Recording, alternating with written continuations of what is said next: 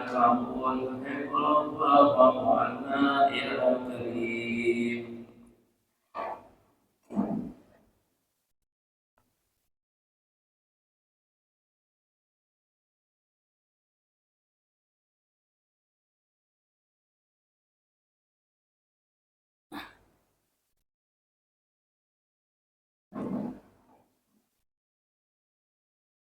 الفاتحة لله صلاة الله على الله سادتنا في كسر ومشايخنا وعلمنا ووالدينا وأخواتنا وأموات المسلمين أجمعين أن الله جل شأنه بالرحمة والمغفرة ودرجاتهم في الجنة إلى علينا من بركاتهم وصلاتهم وأنوارهم وعلومهم ونفحاتهم في الدين والدنيا والآخرة شاء اللهم الفاتحة. أعوذ بالله من الشيطان الرجيم. بسم الله الرحمن الرحيم. الحمد لله رب العالمين الرحمن الرحيم مالك يوم الدين إياك نعبد وإياك نستعين صراط المستقيم صراط الذين أنعمت عليهم غير المغضوب عليهم ولا الضالين. Assalamualaikum warahmatullahi wabarakatuh. Bismillahirrahmanirrahim. Alhamdulillahi rabbil alamin. Allahumma salli ala sayyidina Muhammadin wa alihi wa sahbihi wa sallim. Subhanaka la ilma lana illa ma 'allamtana innaka antal alimul hakim. Wala haula wala quwwata illa billahil aliyyil azim. Rabbi shrah li sadri wa yassir li amri wa hlul 'uqdatam min lisani yafqahu qawli, amma ba'd. Ma'asyiral muslimin rahimakumullah. Alhamdulillah kita diberikan taufik dan hidayah, sehat walafiat, taat dan ibadah. Dimuliakan kita dengan melewati daripada setiap hari bulan suci Ramadan, bulan yang mana Allah telah banyak memberikan rahmat, ampunan, dan di akhir daripada Ramadan ini wa akhiruhu atqun minan nar, adalah kebebasan daripada api neraka. Hari-hari terakhir Ramadan ini Allah banyak memberikan kartu bebas api neraka, dibagikan setiap hari, setiap malam. Mudahan dapat kartunya ya. Macam-macam kartu ya ini, tapi mudahan kita dapat bisi kartu bebas api neraka.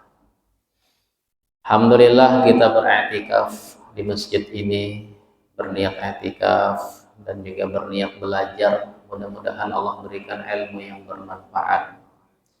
Dikatakan dalam Al-Quran, wa yaqulullahu azza wa jal innama ya'muru masajidallahi man amana billahi wal yaumil akhir. Sungguh hanya orang-orang yang memakmurkan masjid-masjid Allah, dia adalah orang yang beriman kepada Allah dan hari akhir. Allah berikan sebuah pernyataan, orang yang memakmurkan masjid-masjid Allah, rumah-rumah Allah, dia ciri orang yang beriman kepada Allah dan hari akhir. Jadi Nabi pernah ditanya, ya Rasulullah, ma khairul biqa fil ard, apa sebaik-baik tempat di muka bumi? Nabi kita menjawab, la adri, aku pada tahu. Hadangi aku karena betapun lawan malaikat Jibril. Ditanya sama Nabi ketika ketemu dengan malaikat Jibril. Jadi hari-hari malaikat Jibril itu membawa wahyu sambil Nabi betapun. Kata malaikat Jibril, ulun kada tahu juga. Hadangi ulun betapun dengan Allah. Kemudian bertanya malaikat Jibril kepada Allah, Faqala, Allah pun menjawab, khairul biqa'il ardi al masajidu, sebaik-baik tempat di muka bumi adalah masjid-masjid. Itu tempat yang paling baik, tempat yang paling mulia yang ada di muka bumi, masjid-masjid Allah Subhanahu wa taala. Sehingga dikatakan di antara benteng yang paling kuat husunul mukmin adalah al-masjid, yaitu rumah Allah Ta'ala. Itu benteng perlindungan, baik daripada keburukan dunia, juga seandainya terjadi azab atau tanda hari kiamat. Orang yang selamat adalah orang yang berada di dalam masjid. Dalam sebuah riwayat bahwasanya lau nazala minas sama narun lama naja minha illa ahlul masajid.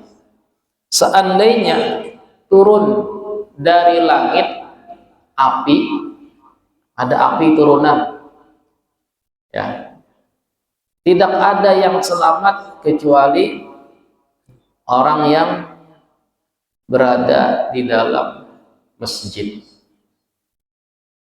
Begitu dikatakan. Ini ibarat azab. Jadi api dari langit itu azab dari Allah Ta'ala. Kapan terjadi? Wallahu a'lam. Mungkin nanti para hari kiamat. Bumi ini sudah hendak meledak. Awalnya bergetar. Iza zulzilatil ardu zilzalaha. Ketika bumi digoncangkan dengan goncangan yang begitu keras, sampai perut bumi ini membuka, mengeluarkan isinya. Gempa kita ini hanya bergerak saja, retak. Itu nanti gempanya yang di bawah itu tak keluar ke atas. Wa akhrajatil ardu asqalaha. Atau nanti turun ya, planet menabrak bumi ini, percikan-percikan api. Di saat itu orang yang berada di masjid yang Allah selamatkan.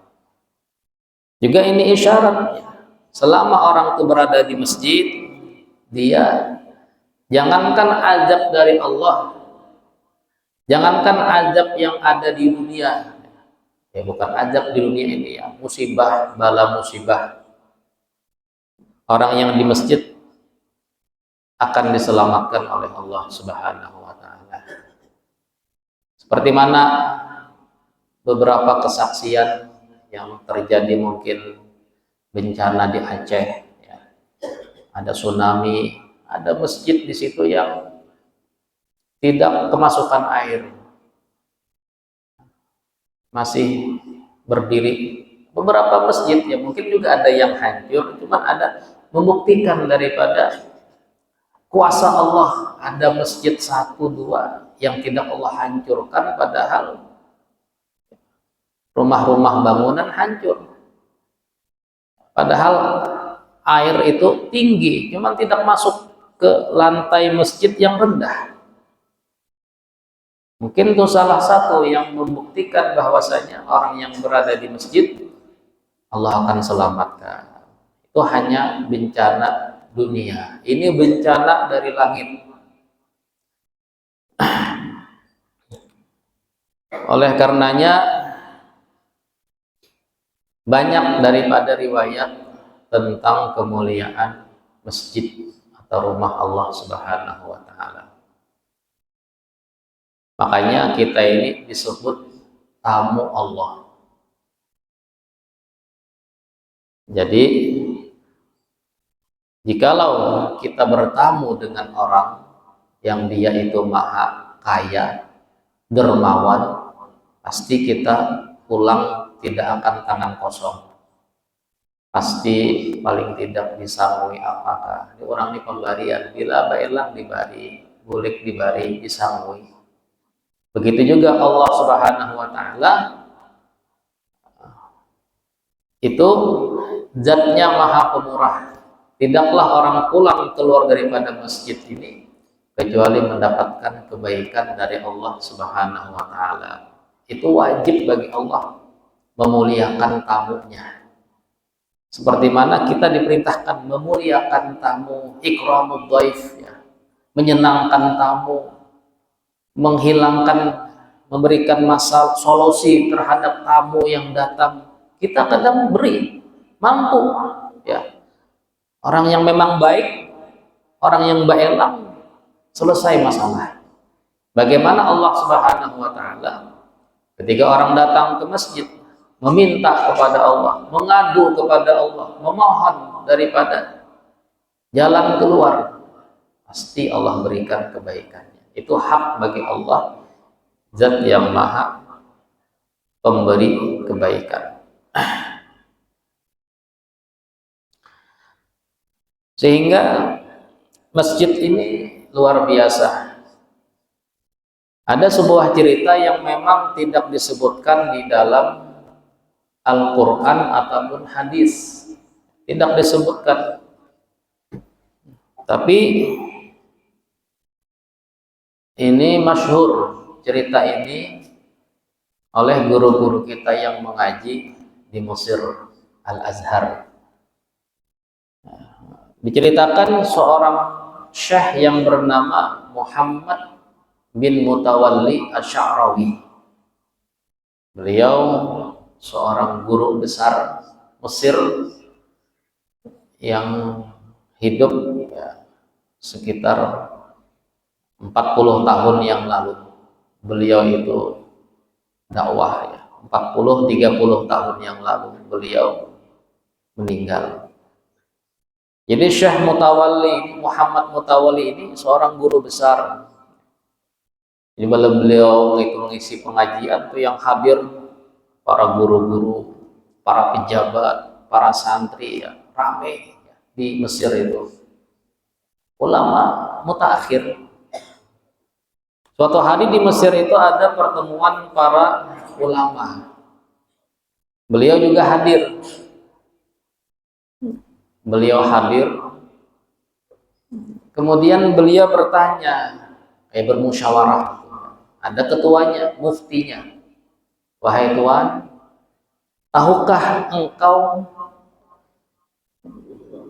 bagaimana kemana mengalirnya air bekas dimandikan jasad Nabi kita Muhammad Shallallahu Alaihi Wasallam. Nabi kita dimandiakan, banyunya itu mengalir kemana bukahnya. Banyu tadi kemana bukahnya? Hilang di telan bumi kah? Atau kayak apa? Memang tidak ada itu. Di Al-Quran tidak ada. Di hadis yang Nabi wafat dimandiakan, sahabat juga tidak memperhatikan banyu itu kemana, dimandiakan selesai. Beliau bertanya, semua guru-guru besar tidak bisa menjawab, tidak ada ditemukan referensinya. Lalu kata guru besar tadi, hai Syekh, nanti besok kita cari jawaban, mungkin besok ketemu. Nah, akhirnya besok hari guru besar tadi terus mencari-cari, adakah sejarah yang menceritakan, tidak ketemu. Akhirnya malam bermimpi Rasulullah Sallallahu Alaihi Wasallam. Nah, kemudian Syekh tadi datang kepada Nabi. Di samping Nabi itu ada seorang membawakan lampu. Jadi khidmat dengan Nabi, di samping Nabi membawa lampu, seakan-akan menuntun Nabi jalan dengan lampu tadi, menerangi. ketemu dengan Syekh dalam mimpi, bertanya, wahai Rasulullah, kemana air mandi bekas jasad engkau itu hilangnya? Nabi kita menjawab, air itu diserap oleh cahaya matahari, kemudian ditumpuk di awan, dijadikan hujan, oleh Allah Subhanahu wa taala. Dan tidaklah bumi ini menetes daripada air itu kecuali akan menjadi masjid yang ada di tempat itu. Masjid, apapun itu masjidnya, dimanapun tempatnya. Begitu kata Nabi menjawab, percikan daripada air bekas jasad aku yang dimandiakan kelak akan menjadi bangunan masjid. Nah, kemudian besok harinya bertemu lagi, diceritakan sama Syekh tadi. Begitulah jawabannya. Lalu kata Syekh, ya, Muhammad Mutawalli Sya'rawi, kata beliau, apakah di samping Nabi itu ada orang yang membawa lampu? Ketika engkau mimpi, guru besar ini kan tidak menceritakan masalah siapa di samping, yang diceritakan jawaban. Syekh ini bertanya, iya, ada yang membawa lampu. Di mana engkau tahu? Kata Syekh Muhammad Mutawalli, itu adalah saya, kata beliau.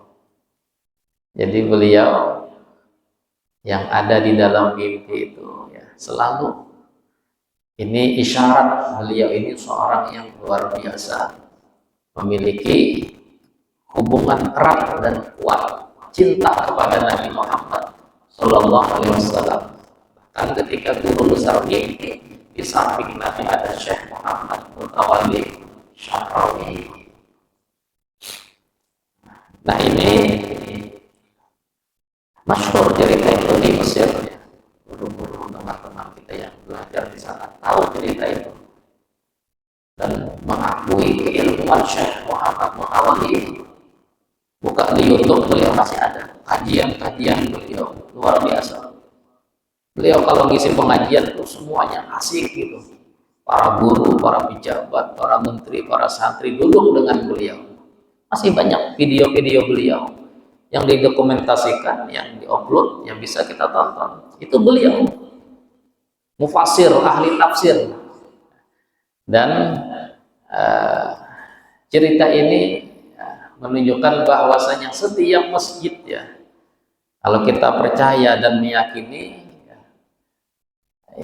dan boleh kita mempercayai, ya, kisah orang-orang yang soleh, karena mimpi itu sebagian daripada 70 kenabian. Nabi itu sebelum dapat wahyu awalnya mimpi melihat cahaya putih, sering mimpi melihat cahaya putih, sinar putih. Begitu Siti Aisyah menceritakan. Dalam hadis Bad'ul Wahyi dalam Sahih Bukhari, Nabi dulu sebelum didatangi malaikat Jibril sering mimpi melihat daripada cahaya putih. Sehingga dalam hadis mimpi, ya, mimpi orang soleh termasuk daripada satu daripada 70 kenabian. Artinya tanda-tanda kenabian, artinya lewat mimpi. Jadi begitulah orang soleh, mereka lewat mimpi itu, ya, bisa dibenarkan. Apalagi bila mimpi Nabi Muhammad sungguh itu benar, sebab syaitan tidak pernah bisa menyerupai wajah Nabi Muhammad. Dalam beberapa riwayat yang sahih, man ra'ani faqad ra'ani, siapa yang mimpi melihat aku, sungguh dia melihat aku, itu bujur aku. Fa inna syaitan la yatamassalu bi, maka sungguh syaitan tidak pernah bisa menyerupai wajahku dalam mimpi. Itu adalah aku. Ketika aku bicara, itulah sabdaku. tapi sabda yang tidak lewat sahabat. Hadis, ya dulu hadis, tapi lewat mimpi bukan hadis, cuman dibenarkan. Beberapa cerita orang mimpi Nabi dikasih amalia, dikasih ijazah, dikasih nasihat. Banyak cerita-ceritanya. Seperti sholawat daripada sholawat Al-Munjiat, ya, Syekh Ad-Darir. Itu kan beliau naik kapal. Tahu-tahu kapalnya ada angin topan yang bakal menghancurkan. Tidak ada yang selamat kalau ada angin itu. Itu sudah terbukti. Datang angin itu menggoyang kapal. Lalu Syekh ini baca sholawat. Lalu Syekh ini tertidur. Mimpi Nabi, kata Nabi, baca ini sholawat. Ya. Allahumma sholli sholatan, Allahumma sholli wa sallim ala sayyidina Muhammad sholatan tujina biha min jami'il ahwali wal afat wa taqdilana biha jami'al hajat wa tutahhiruna biha min jami'is sayyi'at wa tarfa'una biha innaka ala darajat wa tubalighuna biha aqsal ghayat min jamil khairat fil hayati wa ba'dal mamat. Terbangun Syekh, ayo kita baca ini sholawat. Langsung hafal beliau, ya, dibaca, ya, dituntun dibaca sampai kurang lebih 300 hilang angin tornado, angin topan itu, yang sehingga selamatlah, ya. Seperti itu, banyak cerita-cerita seperti itu. Nah, jadi kita, ya, luar biasa. Setiap masjid itu ada daripada bekas tetesan jasad Nabi Muhammad SAW. Ini tidak mustahil cerita itu. Kenapa masjid ini menjadi sebaik-baik tempat di muka bumi? Dinisbahkan sebagai Baitullah, rumah Allah Subhanahu wa Ta'ala. Nah, sehingga di dalam fikih ada hukum namanya i'tikaf. Nah, i'tikaf. I'tikaf itu berdiam di masjid, ibadah yang terhubung dengan masjid. Jadi wala tubashiruhunna wa antum aakifuna fil masajid. Dalam Al-Qur'an, janganlah kalian mendekati istri jikalau kalian sedang beriktikaf di masjid. Di sini ulama mengambil hukum bahwasanya iktikaf itu adalah berdiam di masjid. Kemudian dengan ketentuan, yaitu berniat. Berniat. Jadi i'tikaf itu pertama syaratnya harus Islam. Ya, jelas orang Islam. Orang kafir tidak sah i'tikaf. Kalau masuk masjid boleh orang kafir, selama tidak menodai, mengotori, boleh. Nah, dulu orang-orang kafir ditawan, diikat di masjid sama Nabi. Orang-orang kafir itu ditawan, diikat di masjid, dikasih makan. Bahkan boleh orang tawanan tadi izin untuk berjalan-jalan, dikasih izin.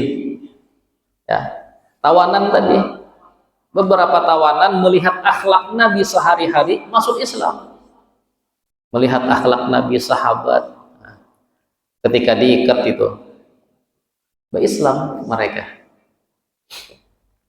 Jadi berakal, suci daripada haid, nifas, dan janabah, dan berdiam sekedar tumakninah. Ini mazhab Imam Syafi'i.